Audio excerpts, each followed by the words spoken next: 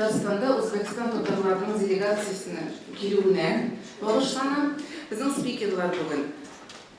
Марс Рифкатұлы Тоқаев, Бүтін дүние татар конгрессінің басқарма комитеті рейс орынбасары. Рим Абдуллаұлы Ғиниятуллин, Өзбекстан татарларының иштимағи мәдени ағарту үзәгі Ақсақалар шурасы рейсі. Райхан Яхия қызы Маннапова, Татарстанның отқазанған мәдениет қызметкері, Өзбекстан татары, татар тіліндегі радио тапшырылар алып барушы. Һәм Халдарова Фируза Мухаммад Али қызы, Татарстанның отқазанған артисткасы, жылы Өзбекстан татары. Бірінші сұрау, Марс, сізге болыр ғылмен шушы визитінің мақсаты неде?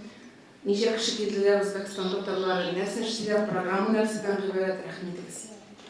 Рахмат. Қайырлы күн, қадірлі достар, құрметті Рим Абдуллович, мұхтарам қонақтар, енді міне алсуда айтуымызды. Бүгін біздің мұнда жиылуымыздың себепшілері Өзбекстаннан келген біздің қадірлі қонақтарымыз. Соңғы елларда Бүтін дүние татар конгрессі басқарма комитеті түрлі төбеклерде, түрлі иллерде яшап ижад етуші біздің сәнғат коллективларын, өзіміздің артистларымызның түрлі төбеклерде яшауші артистларымызны Қазанға кетіріп, оларны Қазан тамашашысы білән, Татарстан тамашашысы білән ұшыраштыру өлкәсендә дә эшчәнлек алып бара.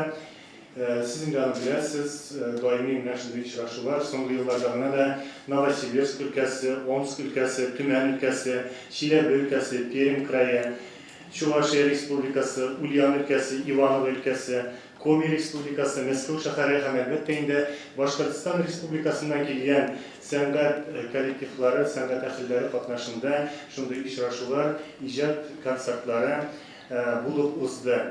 Инде бүген килгән безнең Үзбәкстаннан килгән кунакларыбыз белән бәйле әйткәндә, без программа буенча инде бүген иртәнге якта аларны каршы алдык. Алар бер атна буена тарихи ватаннарында, Татарстанда безнең кунакларыбыз булачаклар. Барлыгы 17 кеше. Иртәгә алар Татарстан Республикасының Этне районында булачаклар. Башта Сибгат Хаким музей белән танышачаклар һәм кички якта Этне район мәдәният сараенда үзләренең концертларын Этне халкына күрсәтәчәкләр.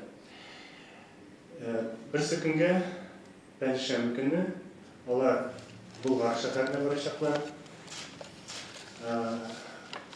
Һәм Болгар шәһәре белән танышачаклар инде. Шуннан соң җомга көнне Казан шәһәрендә аларның төп чыгышлары, шушы җомга көнгә билгеләнгән.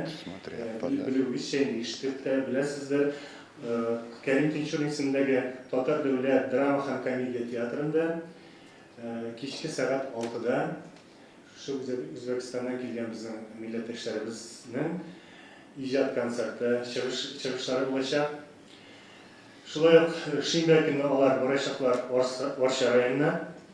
Башта Кырлай авылында Габдулла Тукай музей белән танышачаклар һәм кички якта Варша мәдәният сараенда, Варша район мәдәният сараенда чыгыш ясаячаклар. Якшәмбе көнне исә көндезге сәгать 12-дә Казан шәһәрендә Халыклар дуслыгы йортында чыгышлары булачак һәм шул көнне һәм дүшәмбе көнне Казан шәһәре һәм Казан шәһәрендәге музейлар белән танышачаклар. Үзбәкстанда бик күп танылган шәхесләребез. Менә безнең бар Симбикә апа, Исхаки, аңар 96 яшь, менә без хәзер билгеләп үттек. Ул Гаяз Исхакыйның җыяны, менә кем белми. Анар Рафаэль Такташ, улы, аны белән мин шәхсән таныш идем. Үзбәкстанның инде дәүләт икәнлеген. Шуның өчен һәммә нәрсәне бит дөньяга чыгарып булмый. Ул Үзбәкстан ничек Татарстан тырыша, Татарстан булыра. Үзбәкстан точно шулай үзенең миллилеген сакларга, чигәрәсен сакларга, мәдәниятен саклар өчен ул безгә инде как без аларның гражданы булганчы безнең дә урыныбыз бар, но алар беренче тапкыр нәрсә уйлый. Үзенең халкын уйлый, үзенең телен уйлый, үзенең мәдәният бит шундый бер иркен кем нишләсә шулай була торган дәүләт түгел бит инде. Bunda da bir любой нәрсәне эшләй алмыйсың. Менә мин Үзбекстанда туылдым, Үзбекстанның авылында туылдым. Мин тагын тапкыр әйтәм, үзбек халкы бик күңеле багыры киң халык.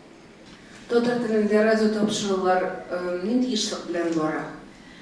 Татар телендә тапшырулар бара 3 мәртәбә атнага, ярты сәгать. Аны мин атадым Бәлүч чишмә.